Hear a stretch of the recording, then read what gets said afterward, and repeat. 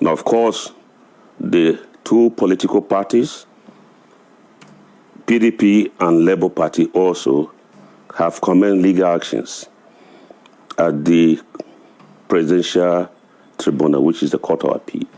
So it will not be proper for me to go deep into the matter. Agbado camp have clearly understood that the more they fight P2B, the more everything they do backfires. The more they fight P2B, the more everything they do backfires. Now, Cøûrt is telling them that they cannot inaugurate Tinubu because he violated or he didn't get 25% from Abuja, I suppose, to declare him the president of the Federal Republic of Nigeria. Matters arising. What's up, ladies and gentlemen? If this is the first time of coming across the time, do not forget to subscribe, do not forget to share, do not forget to follow. Most importantly, like our videos, because according to YouTube and Facebook policy, the more you like our videos, the more they help recommend it to other subscribers that are not yet subscribed to this channel. Agbado Kingdom is shaking. Agbado Kingdom is shaking. Please, if you have not subscribed, just press that subscribe button. It's free. Now, the whole thing is coming out of the limelight, and people are beginning to see the danger of putting Tinubu in power. Because if you put that kind of man there, he's going to ruin everything and everybody. And that is more reason why people are coming out to say what they are saying to make sure that things are gotten correctly. Let's go back to what Yusuf Dati said. He said, if Nigeria or the judiciary should inaugurate Tinubu, let them just know that democracy is dead in Nigeria. And by so doing, repeated incidents will happen where the president of Nigeria will be given to the highest bidder. So it will be like selling and buying, trade. They will raise it up and say, how much? We want to sell the president of Nigeria, how much? The ticket of the president of Nigeria, who is going to be the next president. This person will bring $1 million, the other person will bring $200 million, and the highest bidder will definitely get this thing. So it doesn't really matter what these people are trying to put in place or try to, spoil P2B's image internationally. The most important point now is that Tinubu cannot be inaugurated as the president of Nigeria.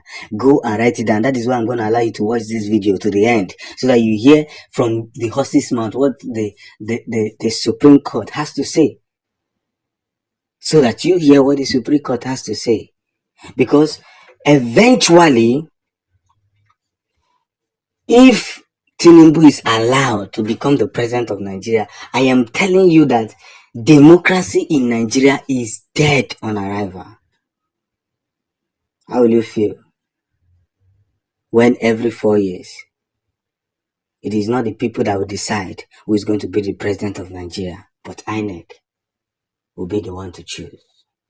Mahmoud has really done so much damage to Nigeria that it's going to take a lot of time to correct. So much damage. So much damage that is going to take Nigerians to correct. Because of so many people's selfish interests.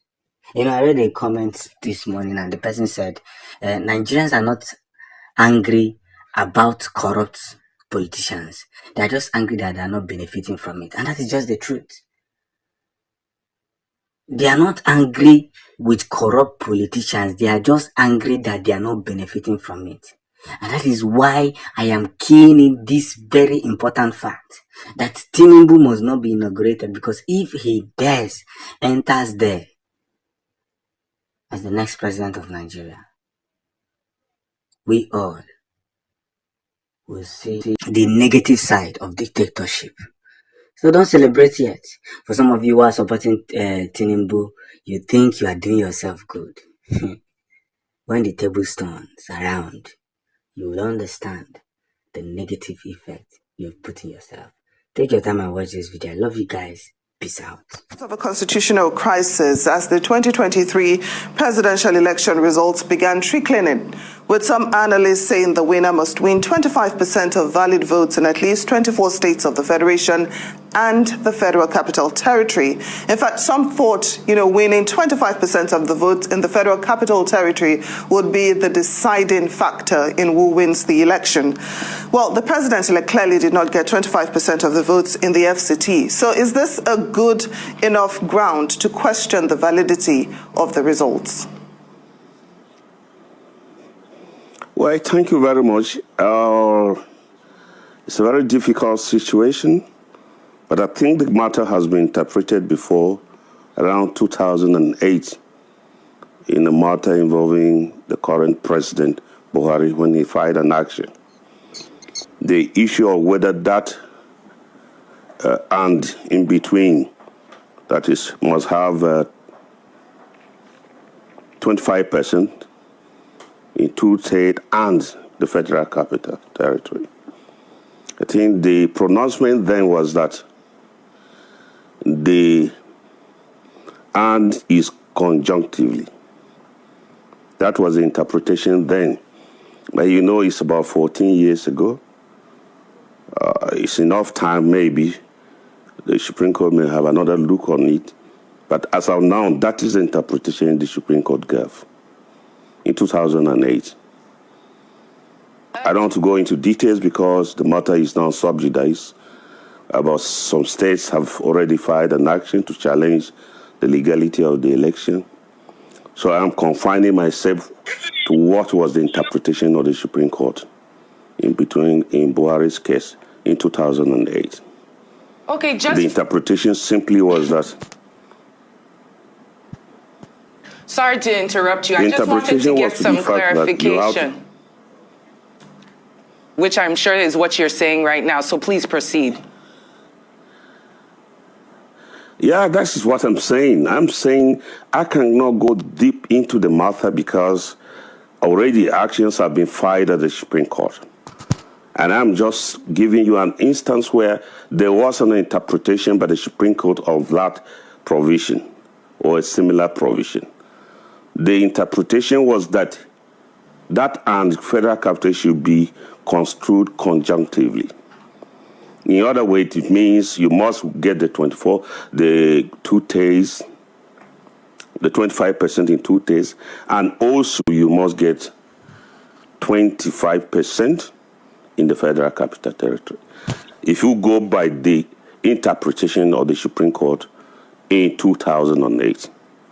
But I say, look, the Supreme Court have a right to depart from its previous decisions if the justice of the case demands so. So I don't know if they are confronted with similar interpretation, they will follow their own previous decision, or they might depart from their previous decisions.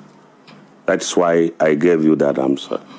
But I will not go further because the matter is before the Supreme Court, and 6 states has already gone to court to have the election voided. Now, of course, the 2 political parties, PDP and Labour Party, also have commenced legal actions at the Presidential Tribunal, which is the Court of Appeal. So it will not be proper for me to go deep into the matter. And that's why I didn't even cite the citation. But it's a case I'm very sure was decided in 2008. It involved the current president, and a clear interpretation was given on that. All right, fair enough.